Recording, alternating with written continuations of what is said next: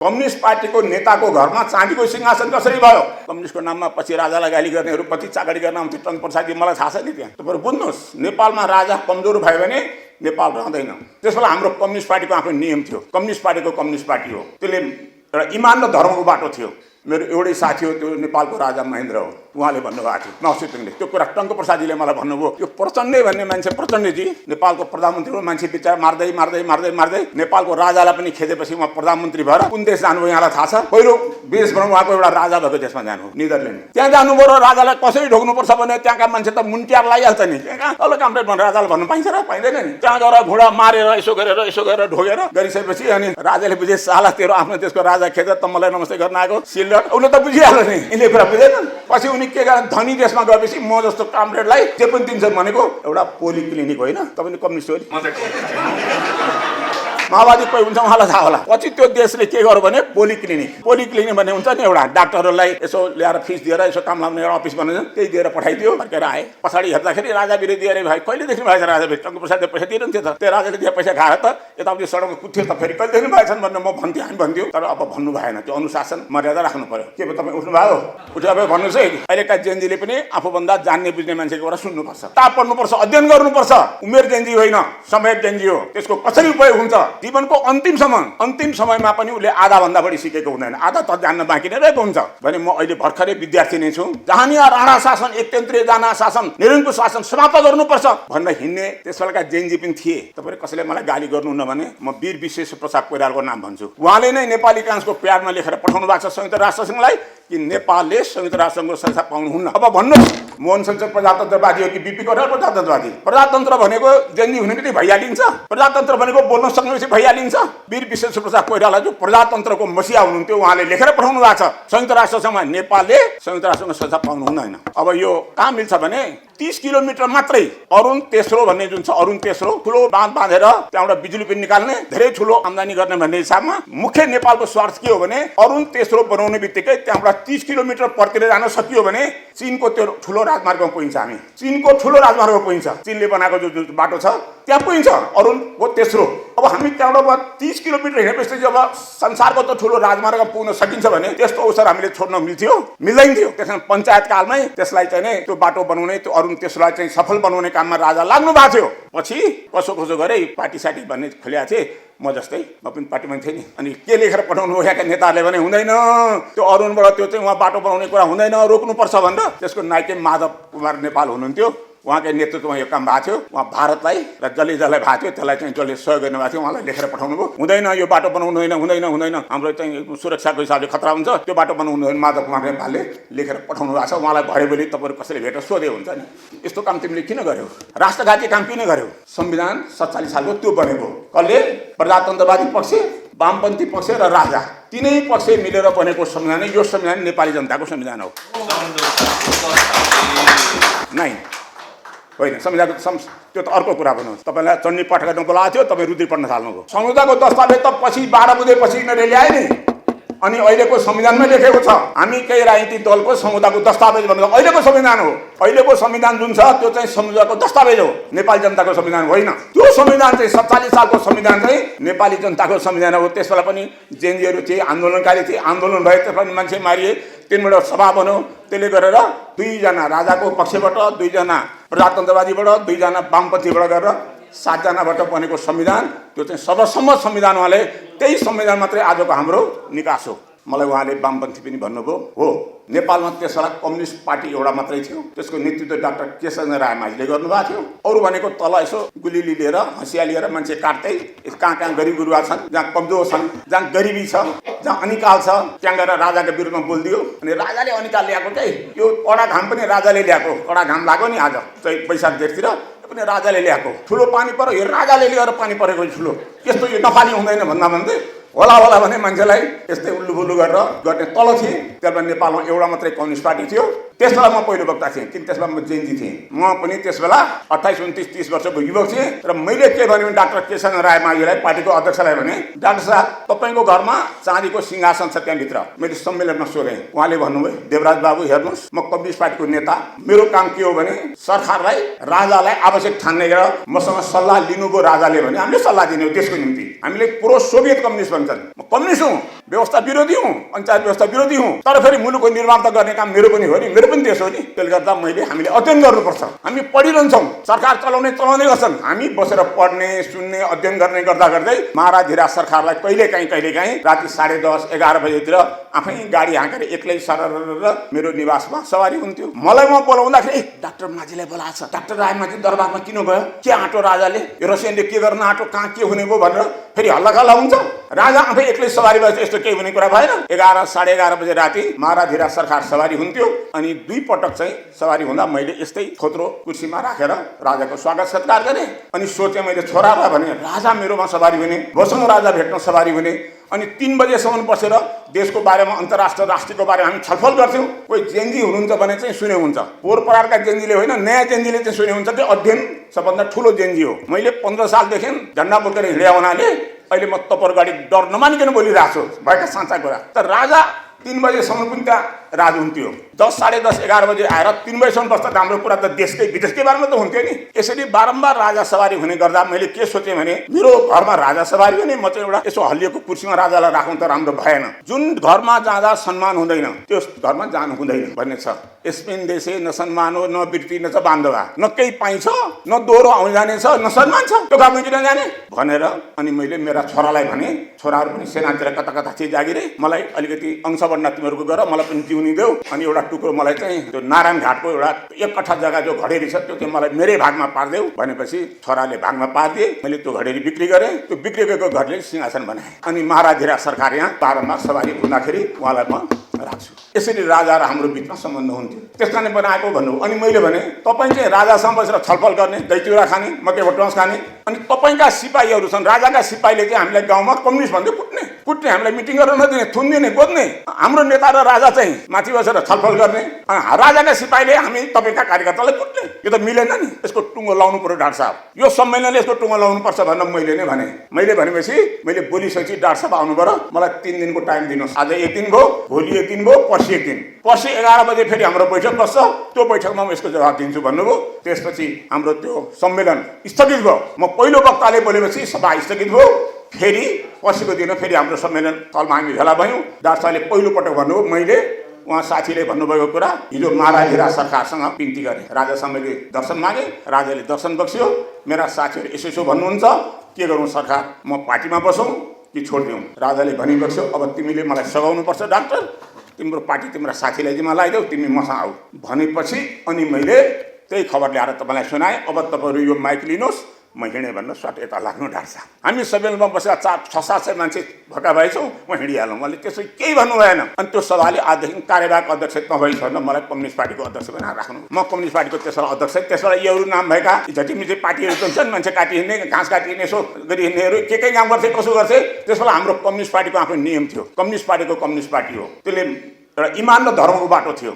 मलाई त्यसबेला टङ्कप्रसाद आचार्यले खुब फकाउनु भयो उहाँको पार्टीको महासचिव बनाउनलाई। म त्यस्तो जेएनजी थिएँ क्या, म पनि एउटा जेएनजी, त्यसैको जेएनजी हो, म अहिलेको होइन है। कुनै भाइहरू हुनुहुन्छ भने भ्रम नपर्नु, म पनि आफ्नो समयको जेएनजी हो। हामी सबै आफ्नो समयका जेएनजी हौँ। र जेएनजी भनेको 12 वर्षभन्दा उमेर 13 वर्ष लागेपछि 28 वर्षसम्म, यति 15 वर्षको उमेर चाहिँ जेएनजी उमेर हो। त्यहाँदेखि हरेक मान्छेले त्यो उमेर अनुभव गरेको हुन्छ, हरेक मान्छे जेएनजी भएको हुन्छ, हरेक मान्छेले जेएनजीको उमेरलाई उपयोग गरेको हुन्छ। कसरी उपयोग गर्ने भन्दा मैले चाहिँ कसरी उपयोग गरेँ, यो सभामा काम देला। मैले टङ्कप्रसाद आचार्यको सचिव बन्ने कुरामा उहाँले मलाई फकाइरहँदाखेरि के भन्नुभएको थियो भने, देवराजजी म चीन गएको थिएँ प्रधानमन्त्री भएको बेलामा। हिजोका जेएनजीले पनि सुन्नुपर्छ, आजका जेएनजीले पनि बुझ्नुपर्छ। म प्रधानमन्त्रीको हैसियतले 2012 सालमा चीन गएको थिएँ। त्यस बेलाका अध्यक्ष माओ सेतुङसँग मेरो भेट भयो। मैले कुरा गरेँ नेपालका प्रधानमन्त्रीसँग, टङ्कप्रसादजी, प्रधानमन्त्रीजी, संसारमा कोही साथी छ भने मेरो एउटै साथी हो, त्यो नेपालको राजा महेन्द्र हो। उहाँले भन्नुभएको थियो माओ सेतुङले। त्यो कुरा टङ्कप्रसादजीले मलाई भन्नुभयो उहाँको बानेश्वर हाइटको घरमा।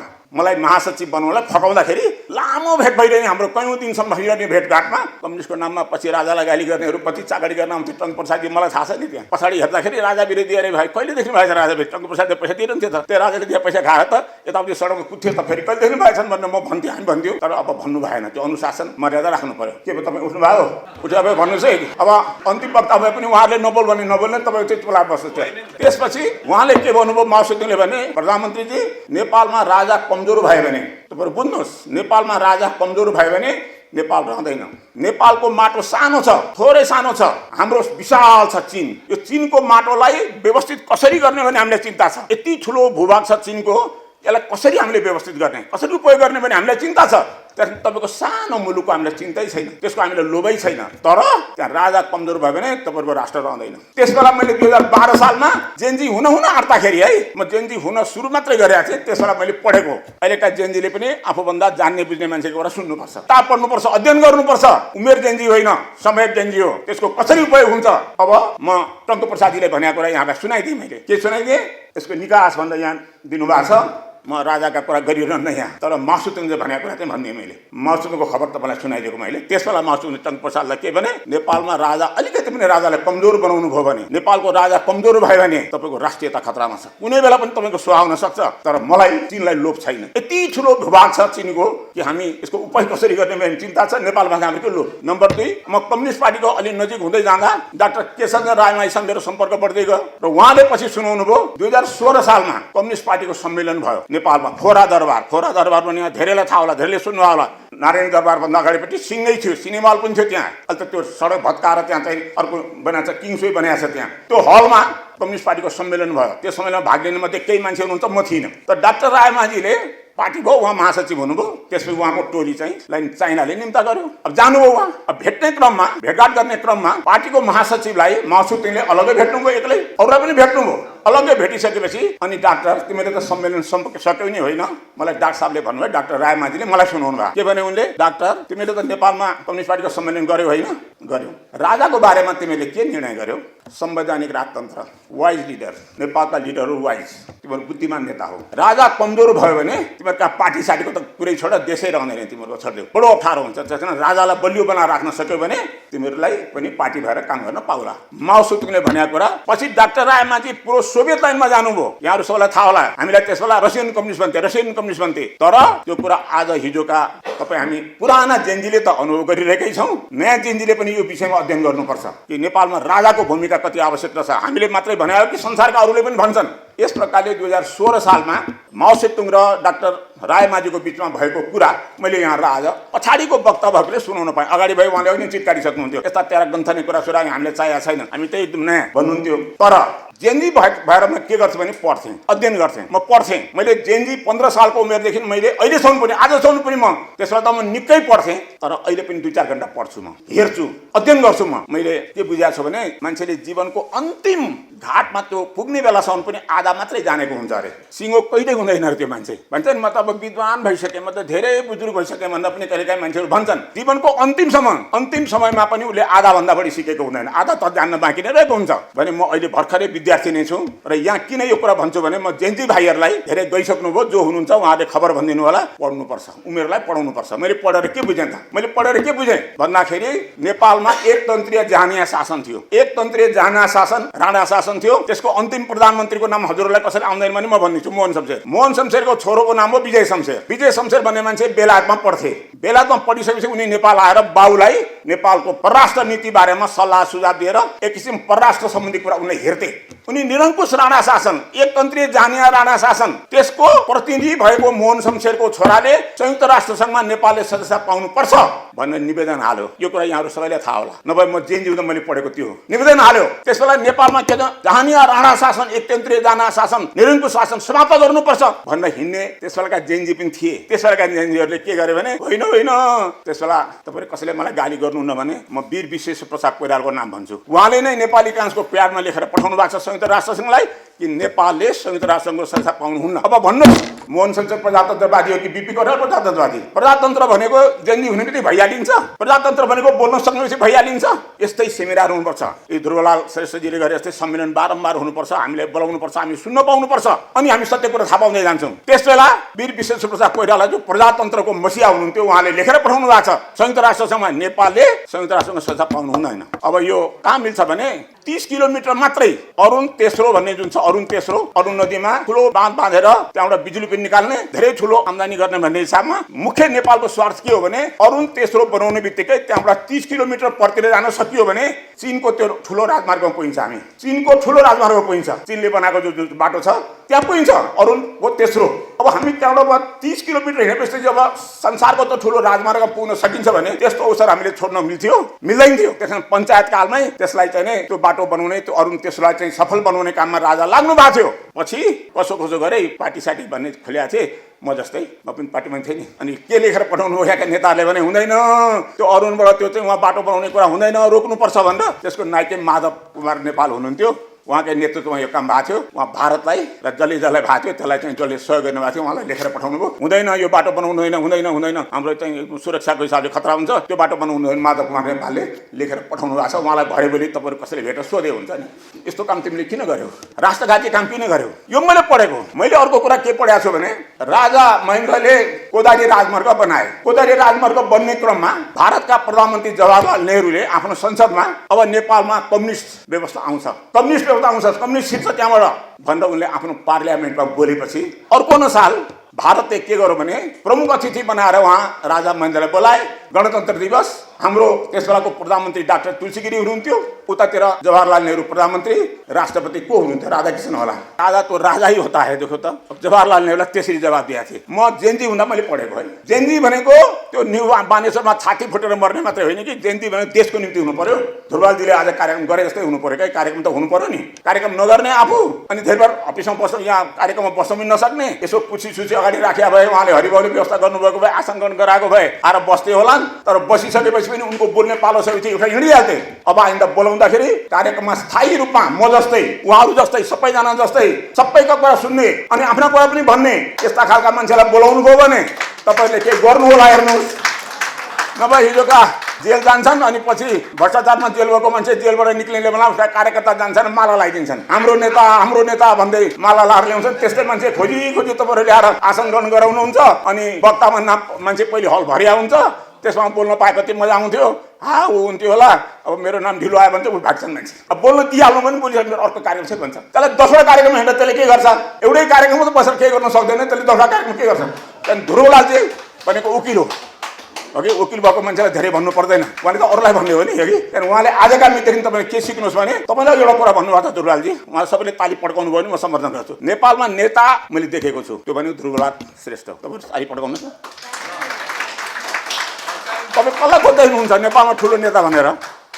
बिपी कोइरालालाई मैले उहाँको त नाम भनिदिएँ, मैले भनिदिइसकेँ। होइन, नाम त छ नि उहाँको, संयुक्त राष्ट्रसङ्घको सद्धा पाउनु हुँदैन भनेर लेख्या होइन उहाँले, चिठी पठाएको होइन। यी अहिले भएका यी चाहिँ किल्डरहरूले चीन उहाँ चाहिँ भारतमा पठाएको होइन, अरू त्यसो बन्नु हुँदैन भनेर पठाएको होइन। यो प्रचण्डै भन्ने मान्छे, प्रचण्डजी नेपालको प्रधानमन्त्री हो, मान्छे बिचरा मार्दै मार्दै मार्दै मार्दै नेपालको राजालाई पनि खेदेपछि उहाँ प्रधानमन्त्री भएर कुन देश जानुभयो यहाँलाई थाहा छ? पहिलो विदेश भनौँ उहाँको एउटा राजा भएको देशमा जानु, निदरल्यान्ड। त्यहाँ जानुभयो र राजालाई कसरी ढोग्नुपर्छ भने त्यहाँका मान्छे त मुन्ट्यार लागिहाल्छ नि। त्यहाँ तल कामरेड भनेर राजालाई भन्नु पाइन्छ र पाइँदैन नि। त्यहाँ गएर घुँडा मारेर यसो गरेर ढोगेर गरिसकेपछि अनि राजाले बुझे साला तेरो आफ्नो देशको राजा खेद त मलाई नमस्ते गर्न आएको सिल्लर, उसले त बुझिहाल्यो नि, यिनले कुरा बुझेन। पछि उनी के गरे, धनी देशमा गएपछि म जस्तो कामरेडलाई जे पनि दिन्छन् भनेको एउटा पोलिक्लिनिक होइन। तपाईँले कम्युनिस्ट हो नि, माओवादी कोही हुन्छ उहाँलाई थाहा होला। पछि त्यो देशले के गर्यो भने पोलिक्लिनिक भन्ने हुन्छ नि, एउटा डाक्टरहरूलाई यसो ल्याएर फिस दिएर यसो काम लाग्ने एउटा अफिस बनाउँछ, त्यही दिएर पठाइदियो, फर्केर आए, यस्तो खालको भयो। अब यसरी दिन्छन्।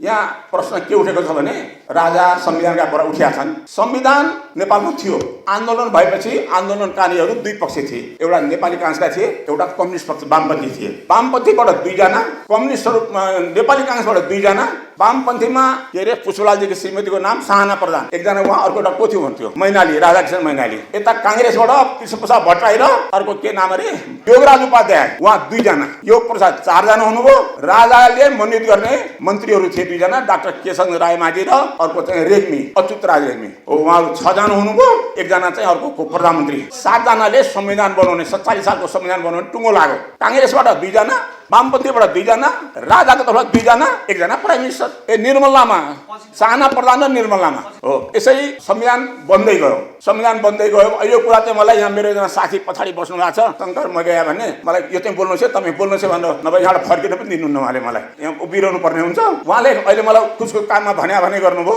के भयो भने 7 जनाले संविधान बनाउने क्रम चल्दै गयो। 1 महिना, 2 महिना, 3 महिना, 4 महिना, 5 महिनासम्म, 6 महिना, 7 महिना भइसक्यो संविधान घोषणा हुँदैन। अन्तिम निर्णय भएको छैन। एउटा बुदामा अड्केको अर्कै छ। त्यो बुदामा चाहिँ के गर्ने भन्ने कुरामा एकमत हुन सकेन। संविधान के सम्पूर्णले सर्वसम्मत भएपछि मात्रै संविधान स्वीकृत हुने भन्ने त्यो संविधान निर्माण समितिको निर्णय छ। त्यसपछि कृष्णप्रसाद भट्टराई प्रधानमन्त्रीले के भन्नुभयो भने एउटा बुदा बाँकी रह्यो। यो बुदामा एकमत गर्नलाई म तपाईहरु सबैलाई लिएर जान्छु गोदावरी रिसोर्टमा, र गोदावरी रिसोर्टमा अब त्यहाँ गएपछि तपाईहरु बाहिर फर्किन पाउनुहुन्न जबसम्म एक बुदामा सहमत हुँदैन। यो बुदामा सर्वसम्मत भएर मात्रै हामी सही गरेर मात्रै निक्लिने छौं भनेर प्राइम मिनिस्टर भन्छ। यी 7 जना मान्छे गएर त्यो गोदावरी रिसोर्टमा गएर बस्नुभयो।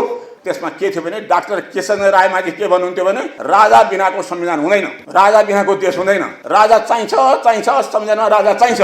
डाक्टर राय माझीको प्रस्ताव हो यो। प्रसाद उपाध्याय त्यसबेला एकदम आन्दोलन गरेर गृहमन्त्री हुनुभएको थियो है। उहाँ गृहमन्त्री के भने राजा त अहिले फाल्दिने।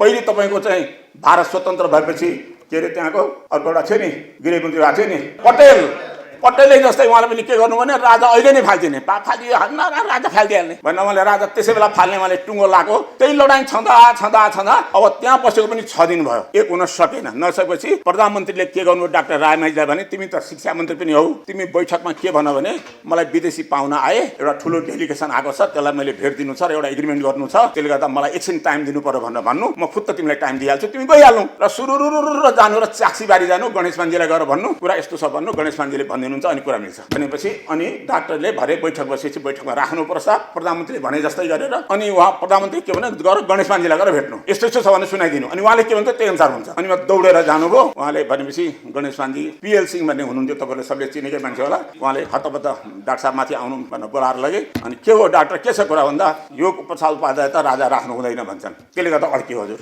नेपालमा राजा त चाहिन्छ राजा त चाहिन्छ लु डाक्टर जाऊ राजा चाहिन्छ लु जाऊ भनेर गणेश मान्जीले भनेपछि अनि त्यो खबर तुरुन्तै योग प्रसादजीलाई यताबाट फोन गरियो।